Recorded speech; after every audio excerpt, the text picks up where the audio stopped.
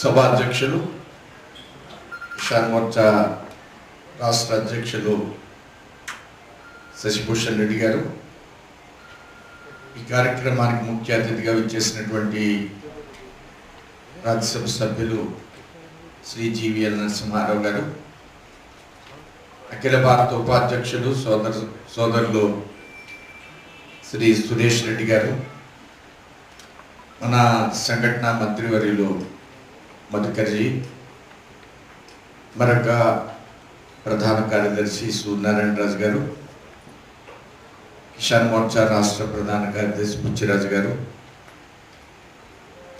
సమావేశంలో పాల్గొన్నటువంటి రాష్ట్ర కిసాన్ మోర్చా పదాధికారులు, జిల్లా అధ్యక్షులు, కార్యవర్గ సభ్యులు, శశిభూషణ్ రెడ్డి గారిని మనస్ఫూర్తిగా అభినందిస్తున్నాను. ఈ కార్యక్రమానికి ముందు రైతులు సమస్యలు అనేక అంశాల మీద ఒక కళా జాతర లాంటిది ప్రదర్శించి మనలందరినీ ఉత్సాహపరిచి అందరం కూడా చాలా ఆనందం పొందాం వారు చేసినటువంటి ఐటమ్స్. సహజంగా రాయలసీమకు చెందినటువంటి ఈ కళారూపాల్లో పర్ఫెక్షన్ బాగుంటుంది. ఆ విధంగా వివిధ అంశాల మీద అభినయించినటువంటి చిన్నారులకు మనస్ఫూర్తిగా అభినందిస్తున్నాను. ఈవేళ మన రాష్ట్రం ప్రధానంగా రైస్ బౌల్ ఆఫ్ ఇండియా అంటారు. ధాన్యాగారం ఉన్నది. ఈ ధాన్యాగారంలో ధాన్యాన్ని కొనే విషయంలో రాష్ట్ర ప్రభుత్వం సెకండ్ క్రాప్ కానీ అంతకుముందు ఫస్ట్ క్రాప్ కానీ ఈ క్రాప్స్ విషయంలో రాష్ట్ర ప్రభుత్వాలు గతంలో ఉన్నటువంటి ప్రభుత్వం కానీ వాళ్ళ కొంత బకాయి పెడితే మేము తీర్చామని వీళ్ళు అంటారు. ఇప్పటికీ సుమారు 3,000 కోట్ల రూపాయల బకాయిలు ఉన్నారు. కేంద్రానికి లేఖ రాశాం. ఈ లేఖ రాస్తే వారిని పంపిస్తే మేము ఇస్తామని. నేను అడుగుతున్నాను, సంక్షేమ కార్యక్రమాలకు 80,000 కోట్లు ఇచ్చానని ముఖ్యమంత్రి అప్పులు చేసి ఇస్తున్న సందర్భంలో రైతులకు ఎందుకు అప్పు పెడుతున్నారు? రైతుకి ఎందుకు ఈ ధాన్యం కొనుగోలుకి ఇచ్చేటువంటి ధనాన్ని ఎందుకు వాళ్ళకి ఇవ్వలేకపోతున్నాడు? ఇదొక ప్రధానమైనటువంటి చర్చ జరగాలి ఈవేళ ఆంధ్రప్రదేశ్లో భారతీయ కిసాన్ మోర్చా ద్వారా. రైతుకి బకాయి పెడితే ఆ ధాన్యాన్ని చౌకగా మిల్లర్ కొనుక్కుంటే వాళ్ళకి 1,000 కోట్లు లాభం రావడం కోసం ఈ ముఖ్యమంత్రులు జగన్మోహన్ రెడ్డి కానీ గతంలో ఉన్న చంద్రబాబు నాయుడు కానీ మిల్లర్లతో లాలూచి పడి మిల్లర్లకు తాబేదారులుగా వ్యవహరిస్తున్న మూలంగా ఈ యొక్క రైతులకి అప్పులు మిగిల్చేటువంటి పరిస్థితి, వాళ్ళకి వెంటనే ధాన్యానికి ధర ఇవ్వనటువంటి పరిస్థితి, వారి సరైనటువంటి ధర దక్కనటువంటి పరిస్థితి. ఇందులో చాలా పెద్ద కుంభకోణం ఉంది. జగన్మోహన్ రెడ్డి గారు నేను ఒకటి ప్రశ్నిస్తున్నాను. టెన్షన్గా ఆటో వాళ్ళకి డబ్బులు ఇస్తున్నాడు, టెన్షన్గా అమ్మఒడికి డబ్బులు ఇస్తున్నాడు. మరి వీళ్ళకి ఎందుకు ఇవ్వలేదు డబ్బు? ఇవ్వకపోవడానికి ప్రధానమైనటువంటి కారణం మిల్లర్స్ అనేవాళ్ళు ఒక పెద్ద ల్యాబీ, అలానే ఒక మాఫియా మిల్లర్స్, అలానే అధికార యంత్రాంగం. ఇది నేను వివరంగా చెప్పవలసినటువంటి అవసరం లేదు. ఇందులో పెద్ద కుంభకోణాలు జరుగుతున్నాయి. సంచులు కొనుగోలులో కొత్త సంచులు కాకుండా పాత సంచులు రైతులకు ఇవ్వడం, అలానే రైతుకి ట్రాన్స్పోర్ట్కి డబ్బులు ఇస్తున్నానని ప్రతి సంవత్సరం కూడా సుమారుగా 500-600 కోట్ల రూపాయలని మిల్లర్సు, అధికారులు, స్థానికంగా ఉన్నటువంటి ఎవరైతే కొద్దిగా నోరు పలుకుబడి ఉన్నటువంటి ఎమ్మెల్యేలు, మంత్రులు ఉంటారో వాళ్ళు దోచుకోవడం గతంలో ఇప్పుడు కూడా జరుగుతుంది. ఇది ఈ విధంగా మనం చెప్పుకుంటూ పోతే సంచులు కొంటున్నామని కేంద్ర ప్రభుత్వం కలకత్తా నుంచి సంచులు కొని అది ఎఫ్సిఐకి ఇమ్మంటే అక్కడి నుంచి కొత్త సంచులు రావు, ఇక్కడ రైతుకి కొత్త సంచులు ఇవ్వరు. అంటే రైతుకి జరిగే విషయాల్లో ఇలాంటివి మనం చెప్పుకుంటూ పోతే అనేక రకాలైనటువంటి వేళ అవకతవకలు ఆంధ్ర రాష్ట్రంలో జరగడం మూలంగా ఏదైతే ధాన్యాగారం అంటామో ఆ ధాన్యాగారంలో ఉన్నటువంటి రైతు 2 పంటలు పండిస్తున్న సందర్భంలో అనేక విధాలుగా నష్టం జరుగుతున్నటువంటి పరిస్థితిలో భారతీయ కిసాన్ మోర్చా ఆంధ్ర రాష్ట్రంలో నిరంతర పోరాటం చేయాలి. ఇది అంశాల వారీగా నిరంతర పోరాటం చేయాలి. ఈవేళ ఆ విధంగా తీర్మానించాలి. ఆ విధంగా ఉద్యమానికి సన్నద్ధంగా ఉండాలనేది నేను మీ అధ్యక్షుని, మీ కార్యవర్గాన్ని నేను కోరుతున్నాను. మనం ఆలోచన చేసినట్లయితే ఇది ఒక్కసారితో పోవడం లేదు. ఇది ఒక ముఖ్యమంత్రితో ఆగిపోవడం లేదు. ఇది నిరంతరం రైతు నష్టపోతున్నటువంటి పరిస్థితి. దీనికి శాశ్వత పరిష్కారాన్ని రాష్ట్రంలో కనుగొనవలసిందిగా నేను భారతీయ జనతా కిసాన్ మోర్చాని నేను కోరుతున్నాను. పార్టీ మీతో ఎల్లవేళలో ఉంటుంది. దీన్ని నిరంతర ఉద్యమాన్ని కొనసాగించాలి. ఈ విధంగా కొనసాగించినట్లయితే ప్రతి గ్రాఫ్ టైంలో రైతు సుమారు 5,000 కోట్ల రూపాయలు నష్టం నుంచి తప్పించుకుంటారు. దీన్ని మనం రైతుతో ఒకదానితోనే చూస్తున్నాం. రైతు కాకుండా మనం కొనేటువంటి బియ్యంలో కూడా మనం విపరీతంగా మోసపోతాం. రైతుకి ధాన్యానికి గిట్టుబాటు ధర లేదు. బియ్యమేమో 52 రూపాయలు, 52 రూపాయల కిలో అయితే రైతు దగ్గర ధాన్యాన్ని 2,500 కొనాలి. 1,400 కొనే ధైర్యమే లేదు, దమ్ము లేదు. పాత ధాన్యం అయితే 1,800 కానీ 2,200 కొనవలసిన పరిస్థితి. దాన్ని కూడా కొనే పరిస్థితి లేదు. లేకుండా 52 రూపాయల కిలో బియ్యం ఏ విధంగా అమ్ముతున్నారు. దీనిలో ప్రజానికం కొన్ని వేల కోట్ల రూపాయలు లాసిపోతున్నారు. ప్రజలు నష్టపోతున్నారు, రైతాంగం నష్టపోతుంది. ఈ రెండు అంశాల్లో మిల్లర్ బాగా బాగుపడుతున్నాడు. ఈ మిల్లర్ది ఒక శాశ్వతమైనటువంటి వ్యవస్థ అయిపోయింది. ఈ మిల్లర్ని ఈ అధికార వ్యవస్థలో ఉన్న జాయింట్ కలెక్టర్స్ వ్యవస్థ, civil supply DMs, district managers, అలానే civil supply MDs, joint collectors. ఒక జిల్లాలో సివిల్ సప్లై డిఎం 5 ఏళ్ళు ఉంటాడు. డిప్యుటేషన్ మీద వస్తాడు. 5 ఏళ్ళు ఎందుకు ఉంటాడంటే వేరే డిపార్ట్మెంట్ నుంచి. ఒక మంత్రికి 3 కోట్లతో ఇల్లు కట్టించాడు ఒక సివిల్ సప్లై డిఎం. ఒక జిల్లాలో 3 కోట్లతో ఇల్లు కట్టించాడు. అది ఏ ప్రభుత్వంలో ఏ మంత్రి అని నేను చెప్పదలుచుకోలేదు. ఈ విధంగా రైతు దోపిడీలో ఇన్ని అవకతవకలు జరుగుతున్నాయనేటువంటి విషయాన్ని మీ అందరికి కూడా తెలియడం కోసం నేను ఈ అంశాన్ని ప్రస్తావిస్తున్నాను. ఇన్ని వేరుశనగ విత్తనాలకి, పప్పు ధాన్యాలకి, కందులకి అన్నిట్లో కూడా కేంద్ర ప్రభుత్వం విపరీతమైనటువంటి ఎంఎస్పిని, మినిమం సపోర్ట్ ప్రైస్ని అనేక విధాలుగా పెంచింది భారతదేశంలో, ఆంధ్ర రాష్ట్రంలో కూడా. ఆ కందిపప్పు 80-90 రూపాయలు అమ్మవలసింది 150 రూపాయలు అమ్మితే ప్రభుత్వానికి కళ్ళు చెవులు లేనటువంటి పరిస్థితి. మనం ఇచ్చిన ఎంఎస్పితో కలిసి కందిపప్పును 90 రూపాయల కంటే ఎక్కువ అమ్మకూడదు కిలో. ఈవేళ 150 రూపాయలు అమ్ముతున్నారు కందిపప్పు. ఎందుకు అమ్ముతున్నారు, దేనికి అమ్ముతున్నారు అనేది అర్థం లేనటువంటి పరిస్థితి. నంద్యాలలో కానీ మనం ఇలాంటి మార్కెట్లు, నేను వివరాల్లోకి ఎందుకు వెళ్తున్నానంటే ప్రతి అంశాన్ని క్షుణ్ణంగా అధ్యయనం చేయాల్సినటువంటి పరిస్థితి ఈవేళ భారతీయ కిసాన్ మోర్చా మీద ఉంది. పప్పు ధాన్యాలు కానీ మనం ఇస్తున్న ఎంఎస్పితో పోలిస్తే మార్కెట్లో ఎందుకు ఎంత ఎక్కువ అమ్ముతున్నారు, రైతుకి ఇంకా లాభాలకు కొనిపించాలి కదా, బయట ఇంత అమ్ముతున్నాడు కదా, ఇలాంటి వేరియేషన్తో మనం మాట్లాడాలి. ఈవేళ నరేంద్ర మోడీ గారు అనేక రకాల కార్యక్రమాలు పెట్టారు. కార్యక్రమాల్లో పంట ఎక్కడైనా అమ్ముకోవచ్చు అన్నారు. మనం కొన్ని రాష్ట్రాల్లో రైతులు నరేంద్ర మోడీ గారు పెట్టినటువంటి పథకాల మూలంగా, ఆన్లైన్లో మార్కెటింగ్ చేయడం మూలంగా అటు గుజరాత్లో కానీ అటు బీహార్లో కానీ అనేక రాష్ట్రాల్లో ఈవేళ వేల టన్నులను ఇతర గిట్టుబాటు ధరకు అమ్ముకుంటున్నారు. అనేక కార్పొరేట్ కంపెనీలకు అమ్ముకుంటున్నారు. అలాంటి వ్యవస్థలు ఈ రాష్ట్రంలో, ఈ రాష్ట్ర ప్రభుత్వం రైతు భరోసా కేంద్రం అంటారు. ఎందుకు ఈ భరోసా? రైతుకి ధాన్యానికి సరైనటువంటి గిట్టుబాటు ధర లేదు. దాని పేరు ఎందుకంటున్నాను, భరోసానా దోపిడీ కేంద్రం అని అడుగుతున్నాను నేను. అది రైతుని భరోసా కేంద్రం ఆధారంగా దోపిడీ కేంద్రం. ఎవరైతే మిల్లర్ ఉన్నాడో మిల్లర్ల ద్వారా సపోర్ట్, రైతు భరోసా కేంద్రాలు మిల్లర్కి సపోర్ట్గా రైతులు దోచుకోవడం కోసం రాష్ట్రంలో ఈ భరోసా కేంద్రాలు పెడుతున్నాడు జగన్మోహన్ రెడ్డి గారు. భరోసా అన్నప్పుడు గిట్టుబాటు ధర ఇవ్వాలిగా. 1100 ఎందుకు కొట్టినారు? ఐపీకే కేంద్రాలు ఏం చేస్తున్నాయి? ఈ యొక్క ఐపీకే కేంద్రాలు కానీ సొసైటీస్ కానీ రైతు భరోసా కేంద్రం వేళ రైతు నష్టపోతే కళ్ళు అప్పగించి వస్తున్నారు. వాటికి ఆ భరోసా కేంద్రాలను కడుతున్నారు. మళ్ళా దానికి ఎన్ఆర్ఈజీఎస్ నుంచి డబ్బు తీసుకుంటున్నారు.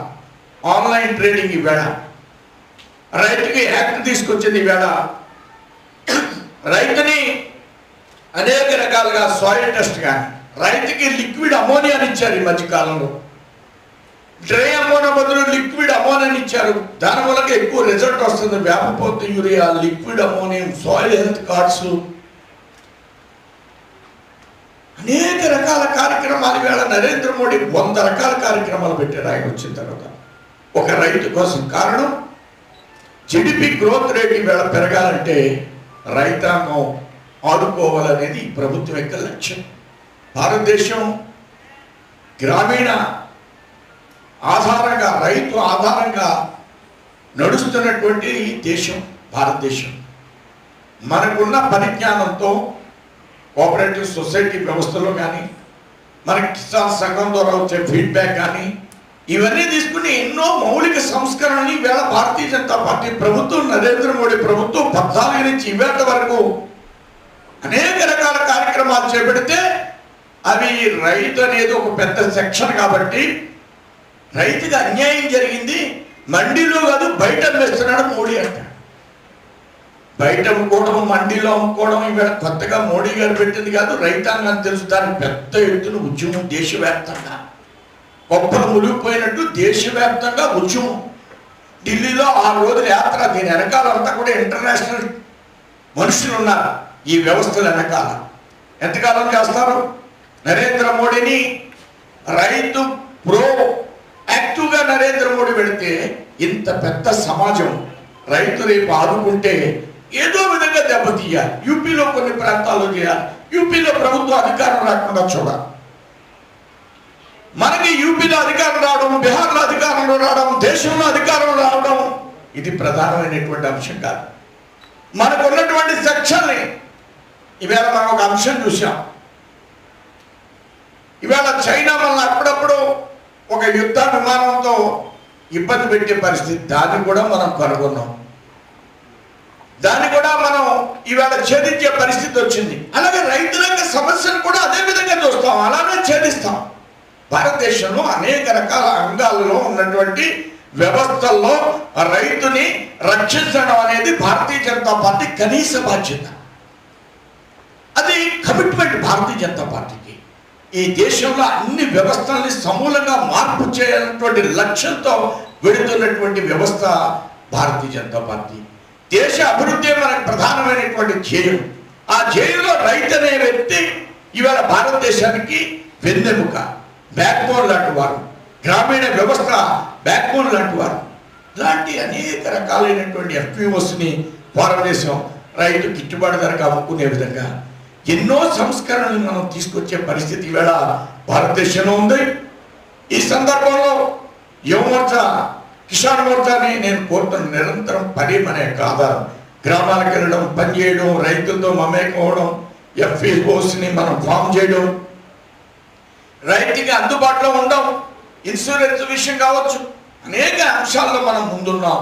కానీ రాష్ట్ర ప్రభుత్వాలు ఇన్సూరెన్స్ విషయంలో సరిగ్గా కట్టలేనటువంటి పరిస్థితులు గతంలో గమనించాం. ఈ ప్రభుత్వం కూడా అదే విధంగా ఉంది. ఆ ఇన్సూరెన్స్ని ఎంతో పెద్ద ఎత్తున నరేంద్ర మోడీ గారు ప్రారంభించడం జరిగింది. ఆ దృష్ట్యా మనం అందరం కూడా నిరంతరం శ్రామికుల్లా కిసాన్ మోర్చా రాష్ట్ర కార్యవర్గం మీరు తీసుకోవాల్సినటువంటి ఇవాళ ప్రమాణాన్ని స్వీకరించాలి. మనం అందరం కూడా ఈ యొక్క సమావేశంలో రైతు రక్షణ అనేది మన ఆలోచన. దీనికోసం మనం అందరం కూడా నిరంతర పర్యటన, నిరంతరం రైతుల్లో కలిసి తిరగాలి. ఈవేళ మనం కిసాన్ మోర్చాలో వ్యవసాయాన్ని మనం చాలా దగ్గర నుండి అబ్జర్వ్ చేయాలి. తెలంగాణలో కానీ, ఆంధ్రాలో కానీ ఎంతోమంది యువకులు ఈవేళ ఆర్గానిక్ వ్యవసాయం చేస్తున్నారు. మనం బుడబియ్యం పండించేవాళ్ళం, నవర బియ్యం పండించేవాళ్ళం. 1,00,000 విత్తనాలు మనవి, విత్తనాలు 1,00,000 విత్తనాలు మనవి.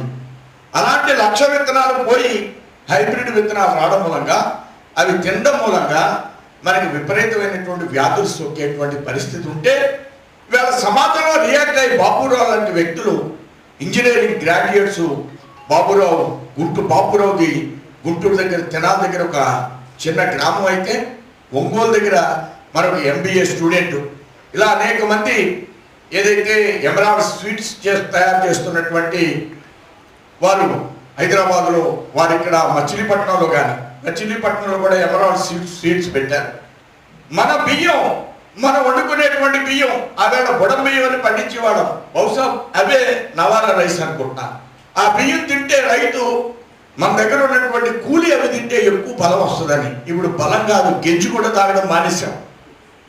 భారతీయ కిసాన్ మోర్చా ఆవు సేంద్రీయ వ్యవసాయం ఆధారంగా రాష్ట్రంలో జరుగుతున్నటువంటి అంశాల్ని స్ఫూర్తితో పరిశీలన చేయాలని నేను మనస్ఫూర్తిగా కోరుకుంటున్నాను. ఇలాంటి సమావేశాల సందర్భంగా వాళ్ళు తీసుకొచ్చి సన్మానం చేయాలి. వాళ్ళు పంచి కట్టుకుంటున్నారు, టవలు చుట్టుకుంటున్నారు, లోపల ఉన్న బనేను 40 నెంబర్ క్లాత్తో నేసినటువంటి చేతులు బనేను వేసుకుంటున్నాడు ఈవేళ యువకుడు. ఎంత ఆనందకరమైనటువంటి విషయం అండి ఇది. మనందరం ఆలోచించవలసినటువంటి అంశమా కాదా?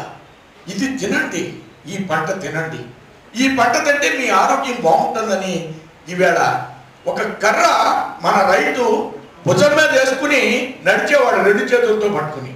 వాళ్ళకి ఎవరికి కూడా చేతులు నొప్పులు ఉండే కాదు, నడువు నొప్పులు ఉండే కాదు. ఎందుకు పెట్టాడు రైతు కర్ర భుజం మీద వేసుకుని 2 చేతులు దాని మీద వేసుకుని మనం నడుచుకుంటూ పోయాడు. అది చేస్తే ఎంత అద్భుతమైనటువంటి ఫలితాలు ఉన్నాయి అని ఈవేళ వాళ్ళు చెప్తున్నారు. ఇవన్నీ మీరు కొంత పరిశీలన చేయాలి. అసలు ఈ జాతిని పెడమార్గం పట్టించడం, మనం వ్యవసాయాన్ని, మనం పెంట, మన పశువులు ఉండే పెంట మనం తయారు చేసుకునేవాళ్ళం. ఆ పెంటతో విత్తనాలు మనం తయారు చేసుకునేవాళ్ళం. పేడబొట్టలో అన్ని కూరగాయల విత్తనాలు అమ్మమ్మలో అందు మీద ఖర్చులేసి పైన మట్టేసి మెత్తి పైన అరికేవారు. ఈవేళ విత్తనాలు అడుక్కోవడమే, ఎరువు అడుక్కోవడమే. ఈ రాజకీయ నాయకుడు ఇచ్చేస్తుంటే మనం పుచ్చేసుకోవడం, వాళ్ళ సొంతంగా ఇవన్నీ మనం తయారు చేసుకున్నాం. కూరగాయలు పండించేవాళ్ళు, విత్తనాలు పండించేవాళ్ళు, అలానే అన్ని రకాల పంటలు పండించి జాతికి పెట్టేటువంటి పరిస్థితి. రైతన్నంటే సామాజికంగా ఆలోచించి ఈ రైతు అందరినీ ప్రేమించి గ్రామంలో ఉన్న కూలీ దగ్గర నుంచి ప్రతి వాళ్ళకి అతను పండించేటువంటి పంటలో ఎంతో కొంత సామాన్యుడికి పెట్టేవాడు. 80% మన ఇంట్లోనే పండించుకునేవాడు. నువ్వుల నూనె ఈవేళ ఎలాంటి నూనె, ఆ నూనె ఎందుకు మన ఆరోగ్యాలు పాడైపోవడానికి మీరు ఈ విధంగా కూడా ఆలోచించాలి. ఇలాంటి సదస్సులు పెట్టాలి మనం ఎక్కువగా. కిసాన్ మోర్చా ప్రతి జిల్లాలో ఆర్గానిక్ వ్యవసాయానికి సంబంధించినటువంటి సదస్సులు పెట్టాలి. ఈవేళ ఆ పాలేకర్ గారు ఆయన అడుగు చూసి మొత్తం అలాంటి పాలేకర్ లాంటి వ్యక్తులు ఈవేళ ఆంధ్ర రాష్ట్రంలో అనేక మంది తయారయ్యారు. ఈ కోణాన్ని కూడా మనం స్వీకరిస్తూ రైతుకి మరింత చేరువవుతారని ఒక మంచి, ఇప్పుడు ఈవేళ మనకి సెంట్రల్ గవర్నమెంట్ నుంచి సిటీఆర్ఐకి సంబంధించిన అనేక రకాల కార్యక్రమాలు జరుగుతున్నాయి. అవి అన్ని జిల్లాల్లో కూడా ఉన్నాయి. వాటి పేరు నేను మర్చిపోయాను. కేవీకేస్, అసలు కేవీకేలో ఏం జరుగుతుంది? సాయిల్ హెల్త్ కార్డులు కేవీకేలో ఎలా ఇస్తున్నారు? ఎంతమంది రైతులు సేకరిస్తున్నారు? గొర్రె పిల్లలు ఇస్తున్నారు, ఆవు పిల్లలు ఇస్తున్నారు, పశువులు ఇస్తున్నారు. కేంద్రం డైరెక్ట్గా కేవీకేలో ఏం జరుగుతుంది? అట్లనే మనకిచ్చిన అగ్రికల్చర్ డిపార్ట్మెంట్లో అనేక అంశాలు ఉన్నాయి. దీని మీద మనం క్షుణ్ణంగా అధ్యయనం చేయాలి. ఈవేళ ట్రాక్టర్స్కి డబ్బు ఇచ్చాం, మెకనైజ్డ్ వాటికి డబ్బు ఇచ్చాం. ఈ ప్రభుత్వం వాటికి డబ్బు ఇచ్చే పరిస్థితి లేదు. ఆ ఒక్క యంత్ర పరికరాలు కూడా ఈ ప్రభుత్వం కొనలేదు గత 2 సంవత్సరాల నుంచి. మన వాళ్ళు మనం ఉద్యమం చేసినప్పుడు మనం అది యాడ్ చేస్తే నిన్న మొన్న టెండర్ పిలిచాం. డ్రిప్ ఇరిగేషన్కి డబ్బు ఇచ్చే పరిస్థితి లేదు. ఆ డ్రిప్ ఇరిగేషను ఈవేళ ఏదైతే మన రాయలసీమ జిల్లాలు ఉన్నాయో అరటికి కానీ అనేక రకాల పంటలు పండిస్తున్నారు వాళ్ళు. ఆ డ్రిప్ ఇరిగేషన్కి డబ్బు ఇచ్చే పరిస్థితి లేదు గత 2 సంవత్సరాల నుంచి. దానికి కూడా నిన్న మొన్న టెండర్లు పిలిచేటువంటి పరిస్థితి.